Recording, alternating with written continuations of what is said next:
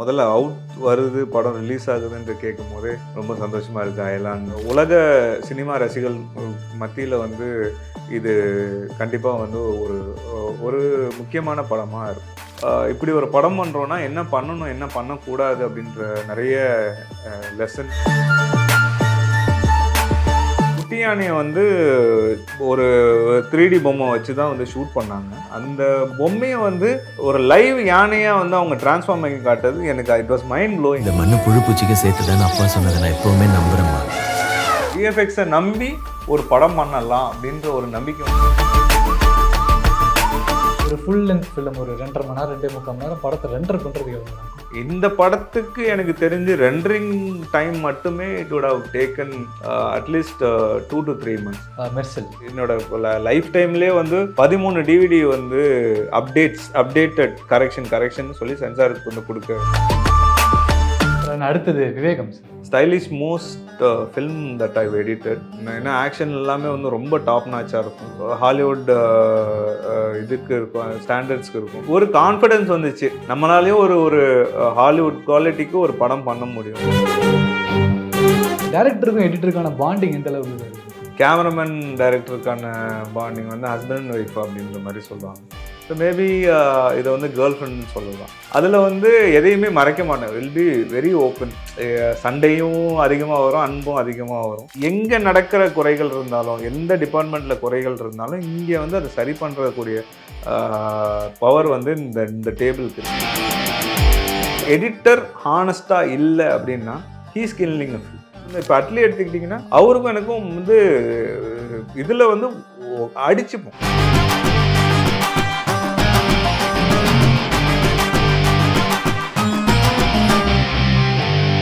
அயலான் sir, eagerly expecting, எல்லாருமே எதிர்பார்த்துட்டு இருக்க ஒரு படம், அது மிகப்பெரிய படம். ஸோ உங்கள் பார்வையில் அயலானோட அவுட் எப்படி இருக்குது படத்தில் அவுட்புட்டாக பார்க்கும்பொழுது?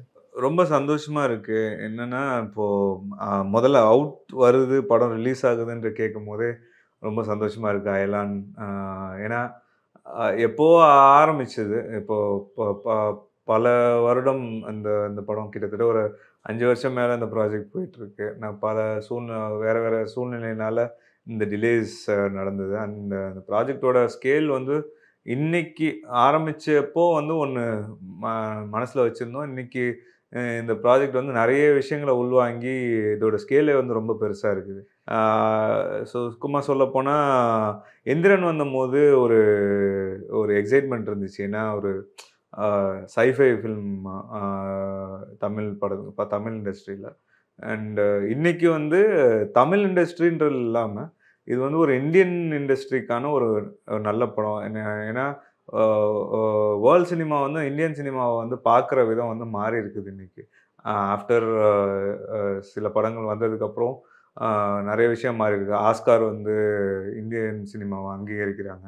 அண்ட் இதில் இருக்கிற டெக்னிக்கல் ஆஸ்பெக்ட்ஸ் பற்றிலாம் பேசுகிறாங்க. அப்படி பார்க்கும்போது இன்னைக்கு வந்து இந்த காம்படிஷன் அப்படின்றதெல்லாம் விட்டுட்டு நமக்கு இந்தியன் சினிமா அப்படின்ற ஒரு படத்துக்கான ஒரு விஷயத்துக்கான ரெக்கக்னிஷன் வந்து உலக சினிமா ரசிகர்கள் மத்தியில் வந்து இது கண்டிப்பாக வந்து ஒரு முக்கியமான படமாக இருக்கும் அயலான். அண்டு இது இன்னைக்கு வெளிச்சத்துக்கு வருது அப்படின்னும் போது அது வந்து பெரிய எக்ஸைட்மெண்ட். அதில் நம்மளும் ஒரு சின்ன பங்காக இருக்கும் அப்படின்னும் போது இன்னும் சந்தோஷம். சின்ன பங்குலாம் சொல்லி ரெஸ்ட்ரிக்ட் பண்ணது ஒரு பெரிய பங்கு சார். ஏன்னா உங்களை தாண்டி தான் ஃபைனலாக சென்சருக்கே போகும்னு நினைக்கிறேன். அண்ட் மோரோவர் அயலான் டீமோட ஒர்க் பண்ண நிறைய பேர்கிட்ட பேசும்பொழுது எல்லாத்துக்குமே அந்த ப்ராஜெக்ட் வந்து ரொம்ப க்ளோஸ் டு மை ஹார்ட்ன்ற மாதிரி ஒரு கனெக்ட் இருக்கும். ஒரு படம் வந்து ஒர்க் பண்ணிட்டு கொடுக்கறது, பேமெண்ட் ஆகுறதுன்றதை தாண்டி ஒரு சில படங்கள் நம்ம மனசில் நிற்கும், ரொம்ப க்ளோஸ் டு மை ஹார்ட்டாக இருக்கும். உங்களுக்கு அயலான் எவ்வளோ க்ளோஸ்? அயலானில் வந்து ஒரு ஷாட்டுமே வந்து எனக்கு வந்து இப்போ வரைக்கும் தூக்கத்தில் எழுப்பி கேட்டிங்கனாலும் எனக்கு இருக்கும். ஏன்னா அது கிட்டத்தட்ட ஒரு 3000-4000 விஎஃப்எக்ஸ் ஷாட்ஸ் இருக்குது. எல்லா ஷாட்டுமே வந்து ஃப்ரேம் பை ஃப்ரேம் எனக்கு ஞாபகம் இருக்குது. ஏன்னா இது வந்து பல ஸ்டேஜஸை தாண்டி ப்ரீ ப்ரொடக்ஷன், அந்த ஸ்டோரி போர்டில் ஆரம்பித்து ப்ரிவைஸில் வந்து ஒரு எடிட் இருந்திருக்கும். அதுக்கப்புறமா வந்து அதை ஷூட் பண்ணும்போது ஒரு கட் பண்ணியிருப்போம். அதுக்கப்புறம் ஒரு பேசிக் கிரே ஸ்கேல் சிஜி, அதாவது 3D மாடல் வச்சு ஒரு விஎஃப்எக்ஸ் இருக்கும். இப்போ ஃபைனல் ரிலீஸுக்கு வந்து ஒரு ஃபைனல் விஎஃப்எக்ஸ். அந்த கரெக்டாக அந்த ஃபைனல் ஏலியனை வந்து அந்த பார்க்க முடியுது, அது பேசுகிறத அது லிப்ஸிங் கூட வந்து அதை பார்க்க முடியுதுன்னும் போது அதோட எவால்யூஷன், இந்த அயலானோட எவால்யூஷன் வந்து பிகினிங்லேருந்து இப்போ வரைக்கும் வந்து அது ஒரு பெரிய ப்ராசஸ். நம்ம ஜென்ரலாக ஒரு வேர்ல்ட் சினிமான்னு பார்க்க போனோம், அவதார் அந்த மாதிரி எக்ஸாம்பிள் சொல்கிறேன். அவதார் அதெல்லாம் மேக்கிங்கில் ஆரம்பித்து, மேக்கிங்கில் ஆளுங்களே இருக்க மாட்டாங்க, சும்மா 2 பேர் வந்து அவங்க வந்து இந்த ஃபேஸ் ரீடர் வச்சு அந்த ஃபேஸ் கேப்சரிங் டிவைஸ் வச்சு பேசிகிட்டு இருப்பாங்க. ஆனால் ஃபைனலாக வந்து அது ஒரு வேறு ஒரு கேரக்டராக அது வரும்போது அது நமக்கே ஒரு பெரிய ஆச்சரியம் கொடுத்துச்சு. அந்த மாதிரி விஷயங்கள், டெக்னிக்கல் ஆஸ்பெக்ட்ஸ் வந்து இதில் வந்து தெரிஞ்சிக்க முடிஞ்சது, நிறைய கற்றுக்கிட்டோம். விஎஃப்எக்ஸில் ஓகே என்னென்னலாம் பண்ணணும், விஎஃப்எக்ஸ் இந்த இப்படி ஒரு படம் பண்ணுறோன்னா என்ன பண்ணணும் என்ன பண்ணக்கூடாது அப்படின்ற நிறைய லெசன் அயலான் வந்து சொல்லி கொடுத்துச்சு. இன்னொன்று இந்த கான்செப்டாகவே பேசிக்காக இந்த டெக்னிக்கல்லி இந்த இது வந்து ஒரு அயலான் ஒரு நல்ல டெக்னிக்கல் படம் அப்படின்றது மீறி ஒரு நல்ல சிஜி இல்லை ஒரு அனிமேஷன்லாம் இருக்கிற ஒரு படம் அப்படின்றத மீறி ஒரு கான்செப்டாக நம்ம மக்கள்கிட்ட இல்லை டார்கெட் ஆடியன்ஸ்கிட்ட என்ன கொண்டு போய் சேர்க்க போகிறோம் அப்படின்னும் போது ஒரு நல்ல படம் கொடுத்தோம். இன்றைக்கி பெரும்பாலும் எல்லா படங்கள்லேயும் வயலன்ஸ் அந்த மாதிரி விஷயங்கள் தான் இருக்குது. நிறைய வயலன்ஸ், ஹேட்ரட் ப்ரீச் பண்ணுற மாதிரி நிறைய விஷயங்கள்லாம் இருக்குது. பட் இந்த சினிமா பொறுத்த வரைக்கும் இதெல்லாமே ரொம்ப கம்மி. ஒரு எக்கோ ஃப்ரெண்ட்லி அப்படின்னு சொல்லலாம். இந்த படத்தை வந்து சிம்பிளாக சொல்ல போனால் ஒரு எக்கோ ஃப்ரெண்ட்லி அப்படின்னு சொல்லலாம். அண்ட் மெயினாக எனக்கு குழந்தைங்களுக்காக ஒரு படம் பண்ண ரொம்ப பிடிக்கும். இது குழந்தைங்களுக்கு அவங்கள முக்கியத்துவம் வச்சு பண்ண படமாக இருக்கும். And coming back your timeline sir, timeline அவர் ஓப்பன் ஆயிருக்கனால உங்களோட டைம்லைன் கொஞ்சம் பேசலாம்னு நினைக்கிறேன். கண்டென்ட்ல ஆரம்பிச்சு இன்னைக்கு அயர்லாண்டில் வந்து நிற்கும் போது டெக்னிக்கல் ஆஸ்பெக்டாக இருக்கலாம், இல்லை உங்களோட ஸ்கில் செட்டாக இருக்கலாம், எந்த அளவுக்கு நிறைய அட்வான்ஸ்மெண்ட் தெரியுது சார்? உங்களுக்கு பர்சனலாக சொல்கிறேன், எந்த அளவுக்கு இன்னைக்கு இந்த அட்வான்ஸ்மெண்ட் நான் பார்க்குறேன் அப்படின்னு. கண்டென்ட் வந்து ஆரம்பிக்கும் போது ஃபில்மில் இருந்துச்சு. அப்போது சினிமா வந்து ஃபில்ம் மேக்கிங் வந்து நெகட்டிவில் ஷூட் பண்ணுவோம். பேசிக்காக நெகட்டிவ் எடுத்து அதுக்கு அதில் வந்து டெவலப் பண்ணி ப்ராசஸ் வந்து பெருசு. அன்றைக்கி லிமிட்டேஷன் வந்து ரொம்ப நிறையா இருந்துச்சு. ஒரு படம் பண்ணணுன்னா நீங்கள் இன்றைக்கி ஷூட் பண்ணிங்கன்னா அதோட இதை வந்து பிக்சரை வந்து ஒரு 2 நாளோ 3 நாள் கழிச்சு தான் வந்து நீங்கள் பார்க்க முடியும். டெவலப் பண்ணி அதை டெலிசினின்னு ஒரு ப்ராசஸ் இருக்கும், அந்த மாதிரி இருந்துச்சு. இன்றைக்கி டிஜிட்டல் சினிமா, அன்றைக்கி ஒரு விஎஃப்எக்ஸ் பண்ணணுன்னாலும் அவ்வளோ யோசிக்கணும்.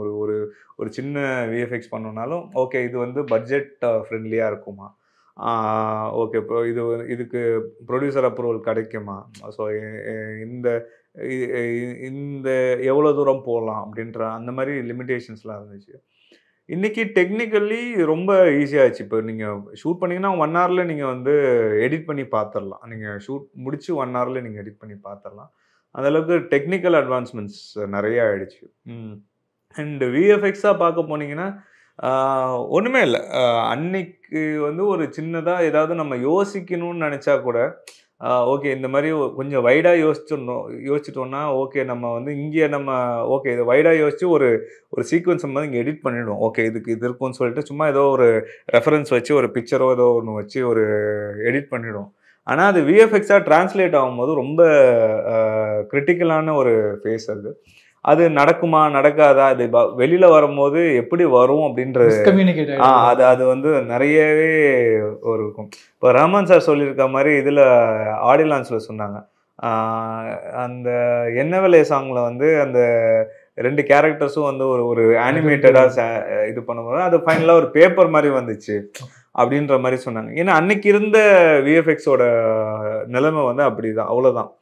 இன்னைக்கு நம்ம யோசிக்காத விஷயங்கள் கூட வந்து இன்னைக்கு விஎஃப்எக்ஸில் வந்து முடியும் அப்படின்றது இருக்குது. அண்ட் டெக்னிக்கலி என்ன பர்சனலாக கேட்டிங்கன்னா கண்டென்ட்டில் ஆரம்பிக்கும் போது ஃபில்மில் ஆரம்பித்தேன். அப்போது வந்து டிஐலாம் கிடையாது. இன்னைக்கு டிஐன்ற ஒரு ப்ராசஸ் இருக்குது. நெகட்டிவை கட் பண்ணி நம்ம வந்து க்ளூ பண்ணி அப்படி பண்ணுற படம் தான். ஆனால் இன்னைக்கு வந்து டிஜிட்டல் இன்டர்மீடியட் உள்ளே வரதே டிஜிட்டலில் தான் வருது, வெளியில் போகிறதும் டிஜிட்டலில் தான் இருக்குது. இதுக்கு இடையில நிறைய சேஞ்சஸ் வந்துருக்கு. கண்டென்ட் ஆரம்பித்ததுக்கப்புறம் டிஜிட்டல் டேப்ஸ் வந்துச்சு. இப்போ இன்னைக்கு டிஜிட்டல் ஃபில்ம் மேக்கிங் பண்ணுற மாதிரி டிஜிட்டல் இது நம்ம கார்ட்ஸில் நம்ம மெமரி கார்டில் நம்ம வந்து கேப்சர் பண்ணோம். ஆனால் டிஜிட்டல் டேப்ஸ் இடையில வந்துச்சு. டிஜிட்டல் டேப் இருந்துச்சு. அப்புறமா வந்து அந்த ஹேண்டி அந்த பேசிக் அந்த ஹெச்டி கேம்ஸ் வந்துச்சு. அப்புறம் செல்ஃபோன் கேமராலலாம் ஷூட் பண்ணியிருக்கோம் இடையில. அதான் எவல்யூஷன் அப்படியே வந்து இன்னைக்கு நீங்கள் படம் எப்படி வேணாலும் பண்ணலாம். இன்றைக்கி வந்து நம்ம ஸ்மார்ட் ஃபோனில் கூட ஒரு ஷார்ட் அதுலேருந்து கூட நம்ம பண்ணலாம். நிறைய ஆக்ஷன் கேம்ஸ் வந்துருச்சு. அதனால் இன்னைக்கு ரொம்ப ஈஸியாக ஆகிடுச்சு. ஆனால் உங்களுக்கு அவைலபிலிட்டி வந்து அதிகமாக வைடாகிடுச்சு. கண்டென்ட் ஸ்டார்ட் பண்ணும்போது உங்களுக்கு ரஷ்யஸ் வந்து ரொம்ப கம்மியாக தான் இருக்கும். ஏன்னா லிமிட்டேஷன், ஃபில்மில் தான் ஷூட் பண்ணணும், பட்ஜெட் அது இதுன்னு நிறைய லிமிட்டேஷன்ஸ் இருக்கும். இன்றைக்கி வந்து எவ்வளோ வேணாலும் நீங்கள் எக்ஸ்போஸ் பண்ணிக்கலாம். பிகாஸ் மெமரி கார்டு, நீங்கள் ஹார்ட் டிஸ்க் தான் மேட்ரு. அதில் நீங்கள் எவ்வளோ வேணாலும் ஏற்றிக்கலான்னு உங்களுக்கு வர ஃபுட்டேஜோட அளவு வந்து அதிகமாகிடுச்சு. அதனால் it is a very big ஒரு 10 years சொல்லலாம். 2010 கண்டென்ட் பண்ணும்போது ஒரு 2013 ஒரு 13 வருஷத்தில் வந்து பெரிய வளர்ச்சி.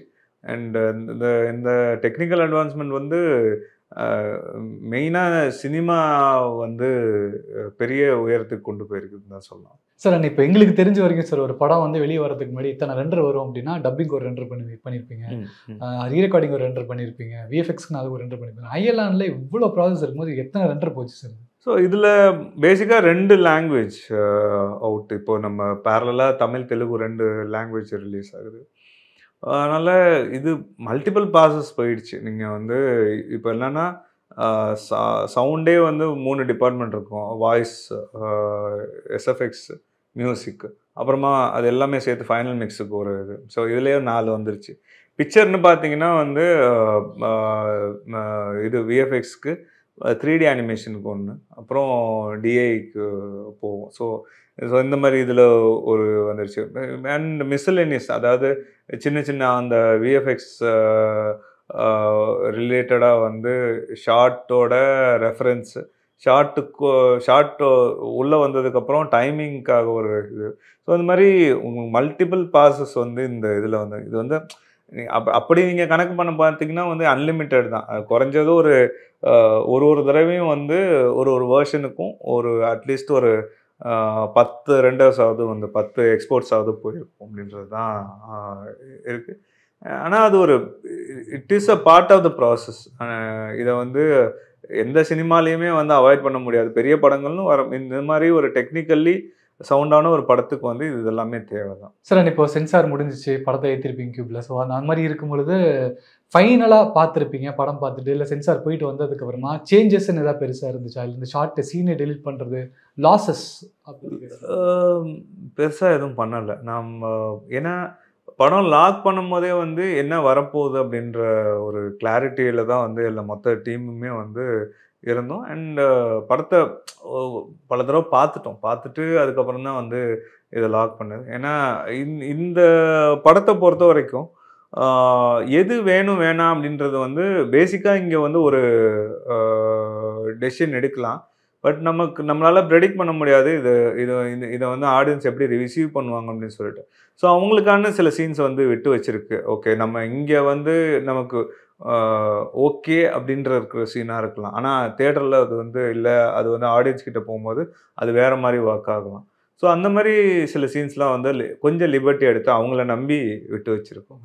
ஸோ அதெல்லாம் ஜாம் பேக்டாக நல்லாவே. ஆமாம், அது பேக்டான ஒரு டியூரேஷன் தான். அவங்களுக்கு சென்சார்லேயே தெரியும். அவங்களே பார்த்துட்டு யூ சர்டிஃபிகேட் தான் கிடச்சிருக்கு. எதுவும் கட் பண்ணி தூக்குற அளவுக்குலாம் எதுவுமே இல்லை, எதுவுமே இல்லை, க்ளீன் தான். ஆமாம், சென்சாரில் கூட பெருசாக எந்த கட்டும் இல்லை. ஏன்னா இந்த படத்தை பொறுத்த வரைக்கும் since it was targeted for kids, அவங்களுக்கு வந்து மெயினாக பிளட்ஷெட் வயலன்ஸுன்ற மாதிரி எதுவும் கிடையாது. இன்னொன்று அப்சீன் அது இல்லை கிளாமர் அப்படின்ற மாதிரி எந்த ஒரு எலிமெண்ட்டும் வந்து படத்தில் இல்லை. ஸோ அதனால் it is a like viewer friendly film. News ஏற்கனவே சொன்ன மாதிரி ஈகோ ஃப்ரெண்ட்லின்னா அதுதான், தட் இஸ் த ரைட். இது ட்ரெய்லர்லேயே பார்த்துருப்பீங்க, சில விஷயங்கள் அதை பற்றி பேசியிருக்கோம். சார் இன்னொரு பக்கம் பார்க்கும்பொழுது ஒரு ஃபுல் லென்த்தாக ஒரு படத்தில் ஒரு 4000 ஷார்ட் விஎஃப்எக்ஸில் வச்சு நீங்கள் ஒர்க் பண்ண ஃபர்ஸ்ட் ஃபிலிமாக இருக்கும்னு நாங்கள் நம்புகிறோம். அண்ட் இந்த மாதிரி ஒரு 4000 இவ்வளோ பெரிய விஎஃப்எக்ஸ் டீமோட ஒர்க் பண்ணது, அவங்க கொடுக்குற சீனை வந்து நம்ம ஒரு ரியல் ஃபுட்டேஜோட இன்டெகிரேட் பண்ணது, ஸோ அவங்களோட ஒர்க் பண்ண எக்ஸ்பீரியன்ஸ் ஃபேண்டம் எஃபெக்ட்ஸோட ஒர்க் பண்ணது. நான் நிறைய படங்கள் வந்து ஆரம்பத்துலேருந்து இப்போ கிட்டத்தட்ட வந்து ஒரு 65+ ஃபிலிம்ஸ் ஒர்க் பண்ணியிருக்கேன். நான் நிறைய விஎஃப்எக்ஸ் டீமோட இன்ட்ராக்ட் பண்ண வேண்டியது இருக்குது, இதெல்லாம் இருக்குது. பட் ஃபேண்டம் எஃபெக்ட்ஸ் எனக்கு நான் முதல்ல வந்து இந்த படத்தை வந்து பேசிக்காக அவங்க வந்து ப்ரிவைஸ் தான் பண்ணி கொடுத்தாங்க. ஓகே, இப்படி தான் ஒரு பொம்மை படம் பார்க்குற மாதிரி தான் இருக்கும். பேசிக்காக மொத்த சீனுமே பொம்மை படம் பார்க்குற மாதிரி ஒரு பேசிக் 3D அனிமேஷனில் இருக்கும். அதனால சீனை எக்ஸ்பிளைன் பண்ணுற மாதிரி, ஏன்னா இது நிறைய விஷயங்கள் இன்வால்வ்ன்றதுனால, நிறைய எலமெண்ட்ஸ் இன்வால்வ்ன்றதுனால இப்படி இருந்தது. ப்ளஸ் இந்த படத்தில் வந்து சில அனிமல்ஸ்லாம் வந்து இன்கார்பரேட் பண்ணியிருக்கு. ஸோ அதில் எனக்கு முதல்ல இவங்க கிட்டேருந்து வந்த அவுட்புட் வந்து ஒரு யானை, ஒரு குட்டி யானை இருக்கும். அந்த குட்டி யானையை வந்து ஒரு 3D பொம்மை வச்சு தான் வந்து ஷூட் பண்ணாங்க. ஒரு குரோமா பொம்மை வச்சு தான் ஷூட் பண்ணாங்க. அந்த பொம்மையை வந்து ஒரு லைவ் யானையா வந்து அவங்க டிரான்ஸ்ஃபார்ம் பண்ணி காட்டுறது எனக்கு இட் வாஸ் மைண்ட் ப்ளோயிங். ட்ரெய்லர்லேயும் அந்த ஷாட் வந்திருக்கும். ஸோ அந்த அவங்க கொடுத்துருக்கிற ஃபைனஸ்ட் டீட்டெயில்ஸ் வந்து எனக்கு அதுதான் முதல்ல இவங்க கிட்டேருந்து நான் பார்த்த ஷாட். எனக்கு ஏன்னா அவ்வளோ டீட்டெயில் வந்து நான் இது வரைக்கும் ஒர்க் பண்ண இது அதுக்கான ஸ்கோப்பும் கண்டென்ட்டும் கிடையாது. ஆனால் இவங்க வந்து கொடுத்த இது வந்து ஓகே, நம்ம விஎஃப்எக்ஸை நம்பி ஒரு படம் பண்ணலாம் அப்படின்ற ஒரு நம்பிக்கை வந்து இவங்க வந்து கொடுத்த ஒரு பெரிய கான்ஃபிடென்ஸ் இருந்துச்சு. ப்ளஸ் அதுக்கப்புறம் வந்து இன்னொரு பயம் இருந்தது. ஏலியன் வந்து ஏன்னா இது வந்து ரொம்ப பயமுத்துற விஷயமா போயிடக்கூடாது. ஏன்னா ஏலியன் வந்து இது ஒரு ஃப்ரெண்ட்லி ஏலியன், நம்ம வீட்லயே வச்சு வளர்க்கலாம். ஆமாம், ஒரு டைட்டில் கேரக்டர், ஒரு friendly alien. So it is like a hero for the film. So அதை வந்து ஒரு இதை மாற்றிடக்கூடாது. அதோட லுக் அண்ட் ஃபீல் வந்து ரொம்ப ஃப்ரெண்ட்லியாக இருக்கணும். ஏன்னா நம்ம என்ன வேணாலும் வரைஞ்சி ஒரு இது இந்த மாதிரி இருக்குதுன்னும் போது ஒரு பிக்சரில் அது சாத்தியம். ஆனால் ஒரு animated through out the movie ஒரு அனிமேட்டட் கேரக்டராக வந்து அதே லுக்கை வந்து த்ரூ அவுட்டாக மெயின்டைன் பண்ணணும். அந்த ஃபேஸில் வந்து ஒரு காம்னஸ் இருக்கணும். அது ரியாக்ட் பண்ணுறது, எமோட் பண்ணுறது எல்லாமே வந்து தெரியணும். அப்படின்றது போது வந்து அது ரொம்ப காம்ப்ளிகேட்டடான விஷயம். பாடிக்கு கீழே என்ன வேணாலும் பண்ணலாம், கை காலை செய்கிறது தான். இதுக்கு மேலே வந்து ரியாக்ஷன்ஸ் இதெல்லாமே வந்து இது பண்ணும்போது அதுக்கான டெக்னாலஜிலாம் உள்ளே கொண்டு வந்து அதுக்கு இந்த ஃபேஸ் கேப்சர்லாம் பண்ணி அதுக்கு ஒரு ஆளை வந்து ரியாக்ட் பண்ண வச்சு, ஸோ இவங்க போட்ட எஃபர்ட் வந்து ரொம்ப பெரிய விஷயம். நான் நிறைய விஎஃப்எக்ஸ் ரிலேட்டடாக இந்த படத்தில் வந்து கற்றுக்கிட்டேன். அண்ட் 3D அனிமேஷனில் இவ்வளோ லேயர்ஸ் இருக்குதா அப்படின்றது வந்து இந்த படம் மூலமாக தான் வந்து தெரிஞ்சுக்கிட்டு. It is a very good learning experience from Phantom. நாளைக்கே வந்து யாராச்சும் வந்து ஒரு படம் பண்ணுறாங்கன்னா ஓகே விஎஃப்எக்ஸில் இவ்வளோ பண்ணலாம், 3D அனிமேஷனில் இவ்வளோ பண்ணலாம் அப்படின்னு சொல்லிட்டு கதை லெவல்லே வந்து இவ்வளோ கான்ஃபிடென்ஸ் கொடுத்து எடுத்துகிட்டு போகிற ஒரு சப்போர்ட் வந்து இந்தியன் சினிமாவில் ஒரு இந்தியன் கம்பெனி வந்து பண்ணுறாங்க அப்படின்னும் போது இன்னும் ஒரு பெருமைப்படக்கூடிய விஷயம் தான். நான் அவர்கிட்ட பேசும்போது அவர் சொன்னது என்னன்னா, ஃபண்டுன்ற ஒரு காரணத்துக்காக இந்த படம் நிற்கக்கூடாதுங்க, இந்த படம் வந்து இப்படி ஒரு எஃபர்ட்டில் கொடுத்துருக்காங்கன்றது உலகத்துக்கு தெரியணும் அப்படின்ட்டு. கண்டிப்பாக they also supported by co producing the film. So அதனால அவங்க வந்து it is a great thing. ஒரு கம்பெனி வந்து ஒரு படம் நின்றக்கூடாது அப்படின்றதுக்காக வந்து அவங்க இவ்வளோ பெரிய எஃபர்ட் எடுத்து, ஸோ திஸ் எல்லாருமே வந்து ஒரு மாதிரி அவங்கவுங்க இண்டிவிஜுவலாக வந்து ஒரு சப்போர்ட் கொடுக்கலாம். But having a huge team, ஒரு 1000 மெம்பர்ஸ் இருக்கிற ஒரு விஎஃப்எக்ஸ் டீமை வந்து அதை ஹோல்ட் பண்ணாமல் அதை வந்து ரன் பண்ணுறதுன்றது it's a huge task. But they have done it really well. Thanks and respect to them. Okay sir, and coming back to technical stuff, ஏன்னா sci-fi படம் நாயலான் மாதிரி ஒரு பெரிய படம் பண்ணும்போது உங்க எடிட் சூட்டோல நீங்க இந்த மிஷின் வாங்கின இந்த படத்துக்காக என்னோட எடிட் சூட் எப்படி அப்கிரேட் பண்ண அப்படின்னு அப்படி ஏதாவது இருக்கா சார்? இதுல பொறுத்த வரைக்கும் எடிட்லன்றது எதுவும் இல்லை. எனிதிங் இன்னைக்கு நீங்க சொன்ன மாதிரி ரெண்டர்ஸ் வந்து இந்த படத்துக்கு அதிகமாக இருக்கணும். So we had to upgrade our system. இன்னைக்கு ஒரு நல்ல கிராஃபிக் கார்டோ இல்லை ஒரு எக்ஸ்ட்ரா ரேமும் வந்து போட்டு இருக்கிற மாதிரி அந்த சிஸ்டம் அப்கிரேட்ஸ் அதுதான் basic. That's a basic thing. And I work in Windows. I am Windows user. எனக்கு மேக் யூஸ் பண்ண மாட்டேன். ஸோ எனக்கு விண்டோஸை வந்து எந்த அளவுக்கு அசம்பிள் பண்ணி எனக்கு வெரி விண்டேஜ் சிஸ்டம் யூசர். எனக்கு வந்து இன்னும் அந்த அத்தன்டிக்காக ஒரு சிஸ்டம் வந்து ஹேண்ட்மேட் அப்படின்னு சொல்லலாம். வந்து ஒரு காம்பனண்ட்டையும் தனித்தனியாக வாங்கி நம்ம வந்து அசம்பிள் பண்ணுறது எனக்கு ரொம்ப பிடிக்கும். அது I have few technicians doing that for me. So இப்போ வரைக்கும் நான் யூஸ் பண்ணுற ஒரு படத்தில் இருக்கிற டெக்னீஷியன் ஒரு படத்தில் இருக்கிற ஆவின் மிஷினும் it is handpick especially by you. Handpick. ஆமாம் நான் ஒரு காம்பனண்ட்டும் I will handpick and I will assemble it. And ஓவராலாக இது எனக்கு இன்னொரு முக்கியமான விஷயம் கேட்கணும்னு நினைக்கிறதுனா விஎஃப்எக்ஸ் ஷார்ட்ஸ்லாம் ரெண்டர் பண்ணி 8 மணி நேரம் கிட்ட ஆகும் அப்படிலாம் சொல்லுவாங்க. எனக்கு ரொம்ப நாளாக இருக்க டவுட் சார், நீங்கள் படத்தை விட்டுருங்க. ஜென்ரலாக ஒரு லேமனாக அவங்கள்ட்ட கேட்கணும்னு நினைக்கிறேன். ஒரு ஃபுல் லென்த் ஃபிலிம் ஒரு 2.5 மணி நேரம் 2.25 மணி நேரம் படத்தை ரெண்டர் பண்ணுறதுக்கு எவ்வளோ நேரம் ஆகும்? இந்த படத்துக்கு எனக்கு தெரிஞ்சு ரெண்டரிங் டைம் மட்டுமே இட் வுட் ஹவ் டேக்கன் அட்லீஸ்ட் 2 to 3 months. ரெண்டரிங் மட்டும்? ஆமாம், ரெண்டரிங்க்கு மட்டுமே 2 to 3 months எடுத்துருக்கும். For overall the work flow put together 2 to 3 months கண்டிப்பாக எடுத்துருக்கும். எனக்கு ஹார்ஸாக கேல்குலேட் பண்ணிங்கன்னா எனக்கு மொத்த இதுக்குமே வந்து இல்லை பார்த்தீங்கன்னா எவ்ரி ஷார்ட் புட் டுகெதர் அதுவுமே வந்து ஒரு நேரத்தில் மல்டிபிள் ரெண்டரிங் தான் நடக்கும். ஒரு ஷாட்டுக்கு மட்டும் போகாது, மல்டிபிள் ரெண்டரிங் தான் போகும். ஸோ அப்படி பார்க்கும்போது 2 to 3 months இந்த படத்துக்கு. ஏன்னா அவ்வளோ ஷார்ட்ஸ் இருக்குது இதில். நான் ஃபைனலாக எல்லா டெக்ஸ்சரும் வந்து வரும்போது கண்டிப்பாக நீங்கள் நார்மலாக ஒரு 1.5 நிமிஷம் video if it is a 3D animation அதுக்கு நீங்கள் பார்த்தீங்கனாலே it will take 20 to 25 hours of rendering. So நார்மலாக 1.5 நிமிஷம் வீடியோ. ஸோ இது வந்து ஒரு 2.5 மணி நேரம் படத்தில் நீங்கள் வந்து at least will say 3/4 of the film is VFX. அந்த ஏலியன் வந்து முக்கால் படத்தில் இருக்குது. அதை தவிர மற்ற விஷயங்கள்லாம் இருக்குது, மற்ற கேரக்டர்ஸ் இதெல்லாம் இருக்குது. ஸோ அப்படி பார்த்தீங்கன்னா ஒரு ரெண்டரிங்க்கு ஒரு கண்டிப்பாக 2-3 மாதம் 100% எடுத்துருக்கு. அண்ட் நீங்கள் நரேஷனும் கேட்டிருப்பீங்க அண்ட் படமும் பார்த்துட்டீங்க சார். ஐலாண்ட் 2 வரத்துக்கான வாய்ப்புகள் இருக்கு? எந்த ஒரு படமுமே வந்து சீக்குவல் வரத்துக்கு அந்த படத்தோட பிகினிங், அதாவது இந்த படம் வந்து ஒரு ஐலாண்ட் ஃபார் சே இது வந்து ஒரு நல்ல ரிசப்ஷன் கிடைச்சது, நல்ல ரெவென்யூ அண்ட் ஆடியன்ஸ் கிட்ட வந்து நல்ல ஃபீட்பேக் வந்து இருக்குது அப்படின்னும் போது அதை பேஸ் பண்ணி தான் இந்த ப்ரொடியூசர்ஸ், த டைரக்டர், இந்த ஆக்டர், லீட் ஆக்டர் அவங்களோட இதுதான் அதை வந்து ஒரு சீக்வல் பண்ணலாமா அப்படின்னு. சீக்வல் ட்ரெண்டில் இருக்குது. எதுவுமே வந்து இந்த படத்தோட வெற்றியை பொறுத்து தான் இருக்குது. Okay, but it's an open ending. ஆமாம், கண்டிப்பாக இது ஒரு ஓப்பன் எண்டிங்கில் தான் இருக்கும். ஒரு நல்ல ஃபினிஷ் இருக்கும். But it can be made into a sequel. அது ஏன்னா உங்களுக்கு வந்து டெக்னாலஜி ஹேஸ் நோ லிமிட்ஸ். அதனால் கேன் மேக்.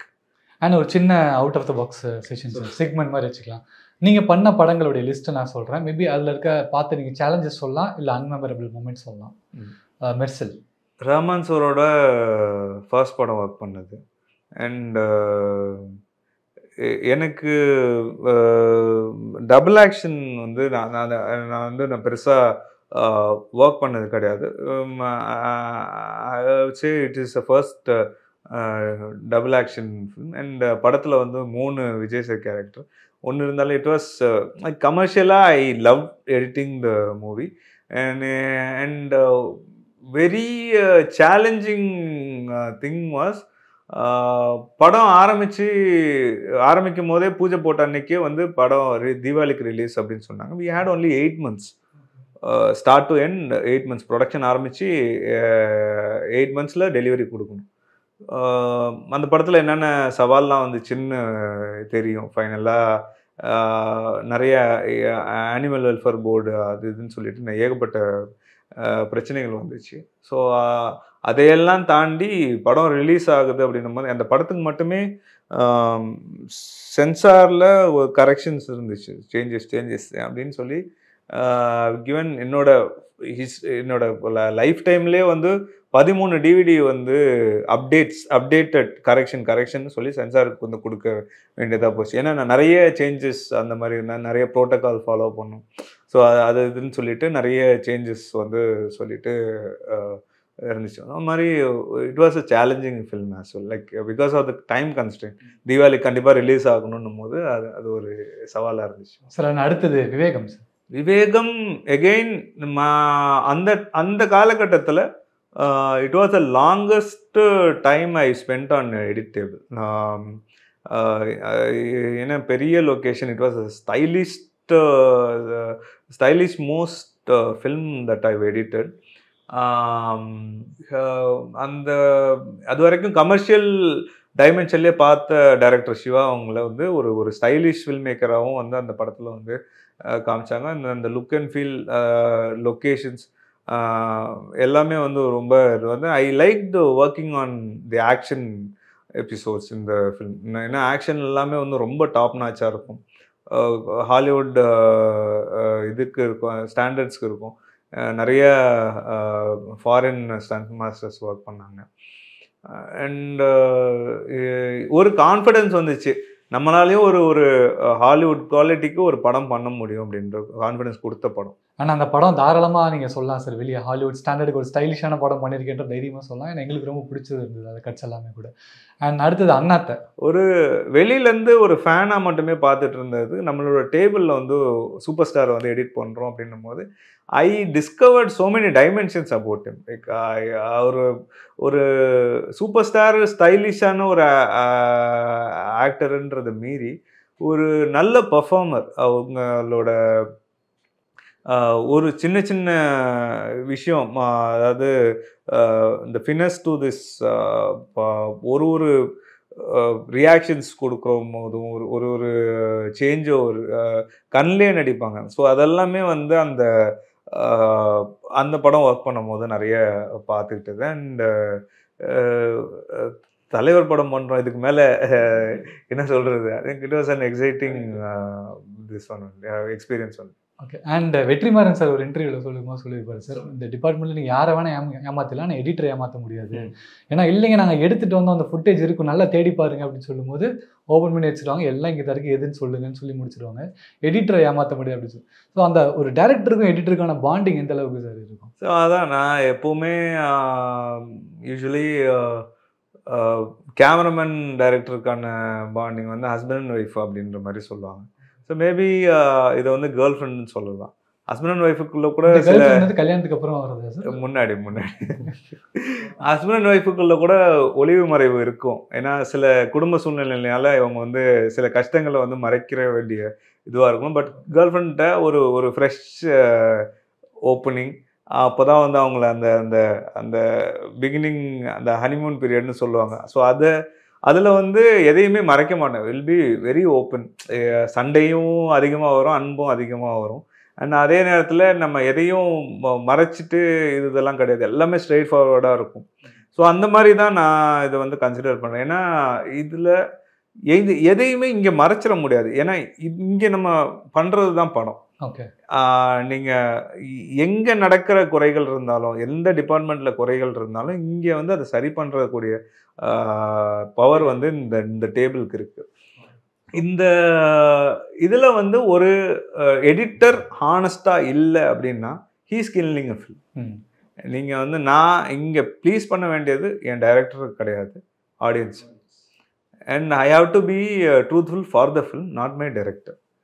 ஏன்னா டைரக்டர் வந்து வாய்ப்பு கொடுத்ததுக்காக டைரக்டரையோ இல்லை இது வருமானம் கொடுக்கறது நான் ப்ரொடியூசரையோ நான் ப்ளீஸ் பண்ண வேண்டிய அவசியமே கிடையாது. I should be honest to my film and I should consider, I should own that film. Any editor should own that film. இது என் படமும் தான், நானும் கடமைக்காக நான் வேலை செஞ்சுட்டு போக முடியாது. ஆனால் I am not a technician, just a technician or technical member இந்த ஃபிலிம். ஏன்னா இதை நான் படமாக நான் பார்க்கலன்னா இந்த இந்த படம் சரியாக வராது. I should connect to that film, I should make the audience connect to the film. And அவங்களோட டைரக்டருக்கும் ஆடியன்ஸுக்கும் இருக்கிற பிரிட்ஜ் வந்து ஒரு எடிட்டர்னு நான் நினைப்பேன். ஏன்னா இங்கே வந்து மோஸ்ட்டாக பாதி பேர் வந்து அதை வந்து முழுமையாக ஏற்றுக்கிட்டவங்களால மட்டுமே தான் இந்த இதில் வந்து சக்ஸஸ்ஃபுல்லாக சஸ்டெயின் பண்ண முடியுது இந்த ப்ரொஃபஷனில். ஏன்னா கேர்ள் ஃப்ரெண்ட் வந்து உங்ககிட்ட காசு இல்லைன்னா அவங்களோட பாக்கெட் மணியை போட்டு உங்களுக்கு ஏதாவது வாங்கி கொடுப்பாங்க. அண்ட் நீங்கள் ஏதாவது தப்பு பண்ணீங்கன்னா அரைஞ்சு கூட தப்பு அப்படின்னு சொல்லுவாங்க. ஒய்ஃப் கிட்ட வந்து அந்த அந்த அந்த லிபர்ட்டி அவங்களும் நம்மளும் எடுக்க முடியாது, அவங்களும் வந்து நம்மக்கிட்ட எடுத்துக்க மாட்டாங்க. ஏன்னா அந்த ஒரு ஒரே ரூஃபில் இருக்கிறோம் அப்படின்னும் போது அந்த ஒரு இது இருக்கும். ஸோ கேமராமேனால முடியாத விஷயங்களை கூட எடிட்டரால முடியும் அப்படின்றது ஒரு இதுலேருந்தே ஒரு கேள்வி டெலிவரி பண்ண ஆசை சொல்லுங்க. அவுட் ஆஃப் த பாக்ஸ் கொஷின்ல இல்லை, இந்த பாய் ஃப்ரெண்டுக்கு எந்த கேர்ள் ஃப்ரெண்ட் கம்ஃபர்டபுளாக இருந்திருக்காங்க? இல்லை, நான் என்னை பொறுத்த வரைக்கும் கம்ஃபர்டபுளாக இல்லைன்னா I don't get in to relationship. As in ஒரு படம் நான் வந்து எடுத்துக்க முடியாது. ஏன்னா அந்த கம்ஃபர்ட் ஜோன் இருந்தாச்சுன்னா முதல் விஷயம் எல்லாருமே உணர வேண்டியது என்னன்னா, இங்கே 2 பேர் ஒன்றா சேர்ந்து வேலை செய்ய வரோம், நமக்குள்ள ஈகோ கிடையாது. It is a process. அந்த ப்ராசஸை வந்து நம்ம ஒன்றா எடுத்துகிட்டு போகிறோம். இதுக்குள்ளே நான் பெருசா நீ பெருசா அப்படின்றது கிடையாது, படம் மட்டும்தான் பெருசு. அது யார் உணர்ந்து அந்த ப்ராசஸை வந்து எடுத்துகிட்டு போகிறதுக்கு சப்போர்ட் பண்ணுறாங்களோ அவங்க கூட மட்டும்தான் I am choosing to work. But இவர் ஒருத்தர் பாயிண்ட் அவுட் பண்ணலாம், எவ்ரி டைரக்டர் எனக்கு சண்டைகள் வரும், எல்லாரு கூடயும் வந்து சண்டைகள் வரும். எனக்கு கம்ஃபர்டபுளாக எந்த இதுவுமே எல்லாமே வந்து ஒரு மாதிரி ரஃப் லேண்டிங்காக தான் இருக்கும். ஏன்னா இந்த டேபிளில் உட்காந்துட்டு யார் கூடயும் சண்டை போடாமலோ அல்ல ஆர்கியூ பண்ணாமலோ அது வரவே வராது. அதாவது பேசுகிற விதம் தான். நான் வந்து ஒரு தடவை சொல்லுவேன், 3 தடவை சொல்லுவேன், இந்த 30 தடவை கூட சொல்லுவேன். எனக்கு பட்டுச்சுன்னா இது கரெக்டுன்னு பட்டுச்சுன்னா அதுக்கு மேலே ஃபைனல் கால் வந்து டைரக்டர் எடுக்கணும். ஆனால் அந்த டைரக்டர் வந்து நம்மளை நம்பினா மட்டுமே தான் அந்த இதை எடுக்க முடியும். ஸோ அந்த நம்பிக்கை இருக்கிற யாரோ அவங்க மட்டும். ஃபார் எக்ஸாம்பிள் அயலான் டைரக்டர் எடுத்துக்கிட்டிங்கன்னா அவர் ரொம்ப சாஃப்டான ஆள், ரவிக்குமார் வந்து ரொம்ப சாஃப்டான ஆள். பட் அவரோட தாட்ஸை வந்து என்கிட்ட ஒரு மாதிரி சொல்லுவார், என்ன ரொம்ப நம்புவார். எனக்கு இது சரி தப்புன்னு படுறத வந்து நான் வந்து எந்த விதத்தில் அவர்கிட்ட கம்யூனிகேட் பண்ணுறேன் அப்படின்றது மட்டும்தான். சில பேர்கிட்ட நான் அவர்கிட்ட சாஃப்டாக சொன்னாலே புரிஞ்சுப்பார். சில நேரம் வந்து கொஞ்சம் அழுத்தி சொல்லுவார், இல்லைங்க இது கரெக்டாக இருக்கும்னு எனக்கு படுதுன்னு, இல்லை இது ஏன் கரெக்டாக இருக்காது அப்படின்றத நான் சொல்கிறேன் அப்படின்னு எக்ஸ்பிளனேஷன் கொடுத்ததுக்கப்புறம் ஓ ஆமாம் இல்லை இது கரெக்ட் தான் அப்படின்ற மாதிரி அந்த ஒரு ஃபார் எக்ஸாம்பிள் ரவிக்குமார். ஸோ ஒரு டைரக்டர் கூட வந்து இப்போ அட்லி எடுத்துக்கிட்டிங்கன்னா அவருக்கும் எனக்கும் வந்து இதில் வந்து அடிச்சுக்கோன்னா அதாவது ஆர்குமெண்ட்ஸ்னால் அப்படி போகும். நான் சொல்கிறேன் இப்போ நான் ஏன் இதை சொல்கிறேன்னா இல்லை இது இருக்கணும் அப்படின்னு சொல்லிட்டு ஃபைனலாக அவர் சொல்லுவார், ஏன் இருக்கக்கூடாதுன்னு சொல்லிட்டு நான் இன்றைக்கி சொல்லுவேன். ஸோ இன்றைக்கி விட்டுருவேன், அதை இன்னொரு நாள் நான் வந்து திரும்ப வந்து இன்சிஸ்ட் பண்ணுவேன். ஏன்னா எனக்கு ஒரு விஷயம் பட்டுருச்சுன்னா அதை வந்து சொல்லுவார். ஸோ அவருக்கும் வந்து சில விஷயம் வந்து இல்லை நான் ஏன் இதை ஏன் இது ஏன் நினச்சி நான் இதை பண்ணேன்னா இதுதான் அப்படின்னு சொல்லிட்டு சொல்லுவார். எனக்கு இந்த கிளாரிட்டி, ஒருத்தவங்களோட கிளாரிட்டி கரெக்டாக இருந்துச்சு அப்படின்றதுன்னா ஓகே, இதை வந்து இந்த கதைக்கு இது தேவையா, இதை ஏன் நான் அந்த கதைக்குள்ளே கொண்டு வந்தேன் அப்படின்ற மாதிரி அந்த கிளாரிட்டி இருந்துச்சுன்னா ஓகே. ஏன்னா இன்னைக்கு இருக்கிற காலகட்டத்தில் நம்மளால் நினச்சி ஒரு 2.5 மணி நேரத்துக்குள்ளே ஒரு படத்தை வந்து அடக்கி எடுக்க முடியாது முதல்ல. அதனால் எல்லா டைரக்டர்ஸுமே 90% ஆஃப் த டைரக்டர்ஸ் எக்ஸ்ட்ராவாக தான் எடுத்துகிட்டு வருவாங்க. அத்தனையும் ஒரு படத்துக்குள்ளே வந்து கொண்டு வந்து வைக்கிறது அப்படின்றது ரொம்ப கஷ்டமான விஷயம். நமக்கு பிடிச்சிருக்குதுன்றதுக்காக எல்லாத்தையுமே உள்ளே வைக்க முடியாது. ஏன்னா இது வந்து இதில் ஃப்ளைட் ட்ராவல் மாதிரி தான். 15 kg தான் உங்களுக்கு அலோடு லக்கேஜ். நீங்கள் அந்த 15 kgல என்ன எடுத்துகிட்டு போக போகிறீங்க? நீங்கள் எக்ஸ்ட்ராவாக எதுவும் கொண்டு போக முடியாது. ஸோ அந்த லிமிட்டேஷனை வந்து ஒரு எடிட்டர் தான் செட் பண்ண முடியும். ஸோ அதுக்கு ஒரு டைரக்டர் வந்து சப்போர்ட்டிவாக எந்த அளவுக்கு இருக்காங்க. என் கூட இருக்கிற ஒரு டைரக்டர் கூடமே என் கூட ஒர்க் பண்ண நான் தேங்க் காட் ஒரு டைரக்டர் கூடமே எனக்கு வந்து நல்ல ரிலேஷன்ஷிப் இருக்குது. அதனால தான் நான் வந்து I could be able to work in multiple projects with Atlee. பார்த்தீங்கன்னா நான் ஒரு 5 படம் பண்ணிட்டேன். சிவா சார் பார்த்தீங்கன்னா நான் ஒரு 5 படம் பண்ணிட்டேன். ஸோ அந்த மாதிரி ஒரு டைரக்டர் நீங்கள் வந்து சாம் ஆண்டன் ஒரு டைரக்டர் இருக்கார், அவரோட 6வது படம் பண்ணிகிட்ருக்கேன்.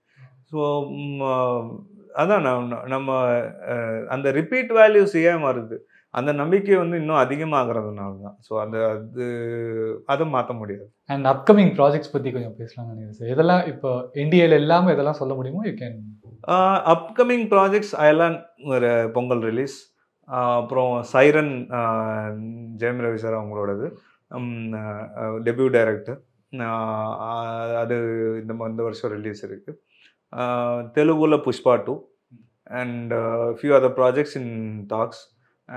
அப்புறம் ஹிந்தியில் வருண் தவன், அங்கேயும் டைரக்டர் காலிஸ் அட்லீஸ்ட் அவங்க இங்கே கீன்னு ஒரு படம் டைரக்ட் பண்ண ஒருத்தவங்க அட்லி அவங்க ப்ரொடக்ஷனில். ஸோ அண்ட் ஒரு தமிழில் விஜய் ஆண்டனி அவங்க நடித்த ஒரு படம் காக்கிடான்னு ஒரு படம் போயிட்டுருக்கு. ஸோ இப்போதைக்கு இவ்வளோ தான். ரொம்ப ரொம்ப நன்றி சார், இவ்வளோ நேரம் பொறுமையாக எல்லா கேள்விக்கும் பதில் சொன்னதுக்கு, ஐலாண்ட் பற்றி நிறைய எக்ஸ்க்ளூசிவ் திங்ஸ் கொடுத்ததுக்கு. அண்ட் எங்களுக்கு ரொம்ப பிடிச்ச மாதிரி மக்களுக்கு ரொம்ப பிடிக்கும்னு நம்புகிறோம். அண்ட் ஐலாண்ட் முடிச்சுட்டு திரும்பவும் நிறைய பேசுவோம் சார். நன்றி.